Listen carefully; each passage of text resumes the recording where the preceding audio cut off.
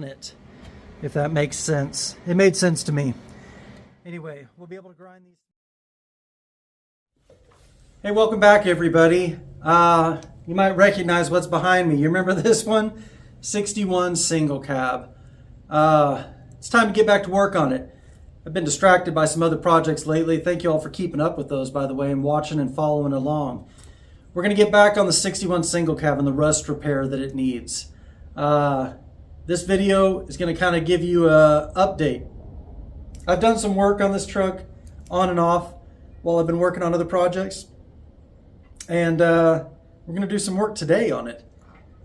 Anyway, like I said, quick little update on this thing, get you caught up to where we're at, and definitely watch for future videos on this truck because I need to get it done and out of here. So follow along. Here we go. Okay, so I got this piece fit in here finally, and these two black strips right here are just magnetic tool strips from Harbor Freight. Magnetic and also a straight edge. So I laid one on each side so that it would match, and it would be easier to show you here, match this profile. And then I tacked along my cut edge, and then I used a jack underneath to lift it up until it matched that profile so that the toolbox is back in a position it would be in. I didn't have a whole lot of frame of reference because this piece has been replaced and everything that got ground off on both sides. Along with those, I did some measuring from the top of the toolbox, or the spare tire wheel as this would be, not really. Anyway, I did some measuring from here to the top of this and checked it side to side. I also did some measuring to check from this edge down to the stop for the back of the toolbox. Pretty much confirmed that I was where I wanted to be. I do have some overlap right here that I'm going to come back in with a grinder and cut away, but everywhere that I had gap, I put some tacks across there. And then once I got it reached to the height I wanted, I hit a couple of tacks in here and one back in that corner, and then also some underneath. So basically it's held in place. I'm going to put a few more tacks on, and then I'll do that cutting and get the center tack together and probably pre-fit the toolbox one last time before I do finish welding on it. All right, so there it is. The toolbox is fit in place. Heater tube lined up. Everything's sitting pretty decent. And when you come back here, the little stops are right where they're supposed to be on that back edge. This one's a little bit off, but I also haven't ground the welds yet. Anyway, pretty pleased with that. So I think we can go ahead and weld in, finish welding in this back here. Do that seam weld across there, we'll grind it down, and then the toolbox will go in and get fit. I still need to do some repairs here, and I believe there's a repair over here on the toolbox where it's kind of damaged.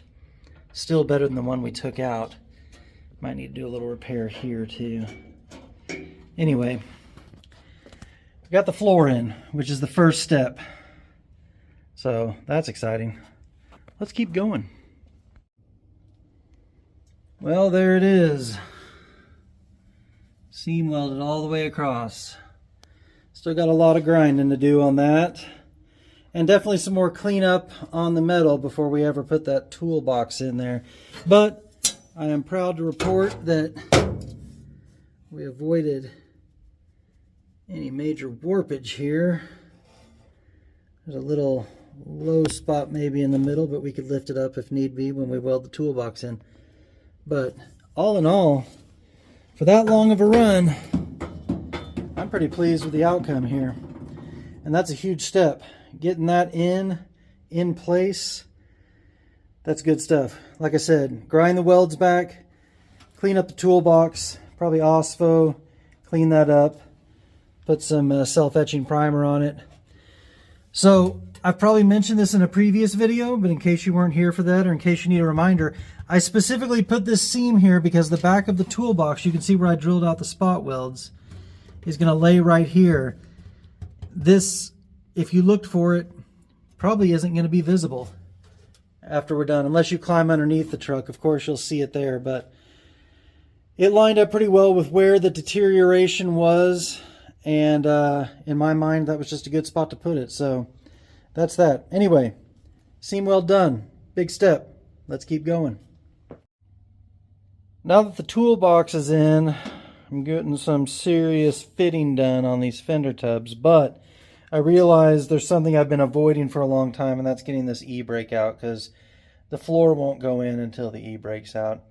Another thing that I guess you have to do, unless you're going to split your floor in half up the middle, is take out the heat riser. And I went ahead and did that. Excuse me. Got it right over here, soaking with a little penetrant, because this early style, use that lever to move it around. It's upside down right now. But this one doesn't turn. Shocking, right? Shocking. Rusty bus, stuff doesn't turn. Anyway, I've got that soaking. And I went ahead. This is the part that comes up through the floor right here. And you can see where I ground the welds on each side that hold that there. You also grind welds up here on this Y. There's two that are pretty visible out front. There's two that are really not visible on the back side between it and the nose skin. I used this finger sander right here and snuck it back behind there. Anyway, all that to say, I took out the other pipe. Goes to the floor here. This is in pretty bad shape. Again, shocking. What is not shocking, but is still always fun and surprising, is the amount of nutshells that are inside that heat tube. That's why I'm sniffling and sneezing right now, actually, is all that rust and nut dust and whatever else it might be is in the air. But we got this tube out. Now it's time to cut the pin on the e-brake. It's kind of a shame. I got the e-brake where it functions. And who knows, maybe I could slip the floor down over it and leave it there. But the other part of me is like, the right thing to do is to pull that e-brake out and get it right. I don't know. I'll look at it and see. Just want to give you a quick update.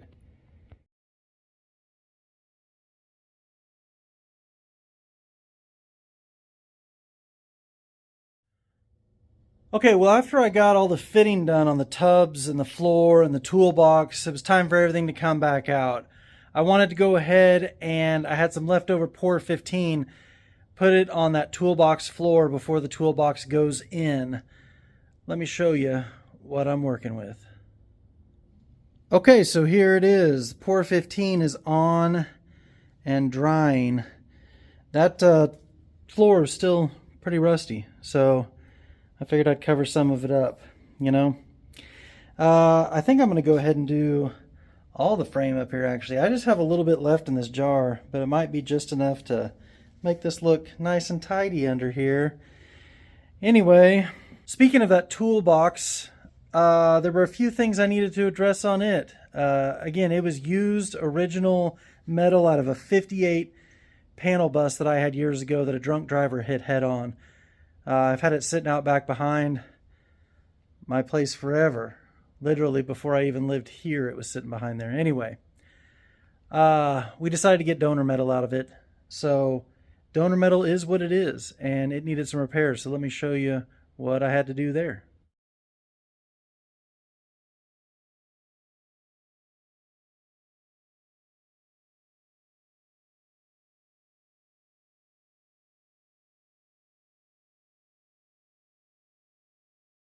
It was mainly down along this edge, and specifically both corners had some damage in it. Understandable. I mean, the floor curves right there and starts heading back. There's also the pinch seam. It's also just a corner. They catch all sorts of stuff. So I had to make a piece coming down here, and then I actually had to make a piece here. Maybe I could have done it as one piece. It's a whole lot easier to do as two. Over here, I just had to make this finish lip right here that the floor sits down on. Still have some grinding to do on there to clean that up so the floor sits nice and flush. And there's still some imperfections down there too, but a whole lot better than it was. I'd love to test fit it right now, but that Pour 15 is drying. So best I can do is call it a night. I'm working late evenings after work out here, after the kids have gone to bed, trying to make some tracks on this thing.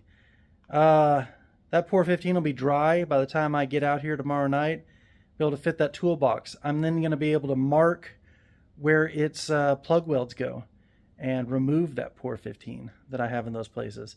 And then this toolbox is going to get to go in, which is our first step before the fender tubs go in. So, man, this has been a long project, a lot longer than expected, but I feel like it's starting to come together. The floor got fit the other night. I marked it so we know where to drill it for spot welds. So once the toolbox is in, the fender tubs go on. The floor can go in. It's going to come together. I swear it's going to come together. I ended up the other night not removing the e-brake, and I was able to get the floor put in there. I'm debating still whether now that it's convenient, now that it's out there in the open, even though I have this e-brake functioning, if I should go ahead and chop the pin on it and get it out of there. I don't know. It works really good. I'm really tempted just to leave it. I was talking about the floor going in. Definitely going to have to address that lower A-pillar before the floor goes in. I don't want to do it after the floor's in there. This side, still pretty solid. So, that's a quick little update. Like I said, I'm going to call it a night. Let this Pour 15 dry. Let those welds cool. Grind them up. Slap that box in there. Hopefully tomorrow. I'll show you when I do. So our donor toolbox, I might have mentioned before, is out of a 1958 bus, and this is a 1961 bus. A difference you might notice, there's a provision there. This one here, this is the fuel reserve tap. On a 61, you had an electric choke. On a 58, you did not. That would have been right there for the mechanical choke, the pull cable for the choke. This one's for the reserve tap because there's no fuel gauge in 1961.